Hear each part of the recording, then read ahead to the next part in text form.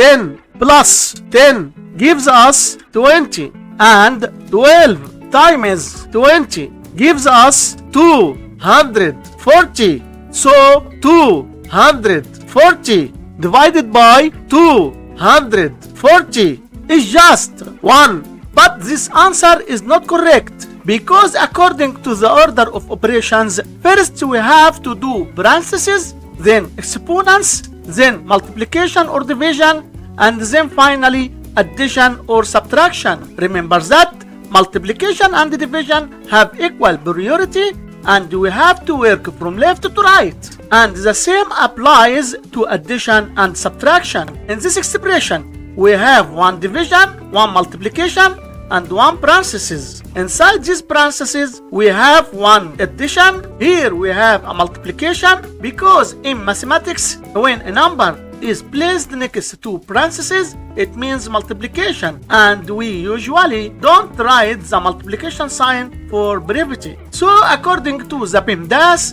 first we have to do these parentheses, then this division, and finally this multiplication. If we do this multiplication before this division, it's wrong. So first this parentheses. Inside this parentheses we have 10 plus 10, which equals 20. So 240 divided by 12 times 20. Now we have one division and one multiplication. So we have 240 divided by 12, which equals 20, times 20, which equals 400.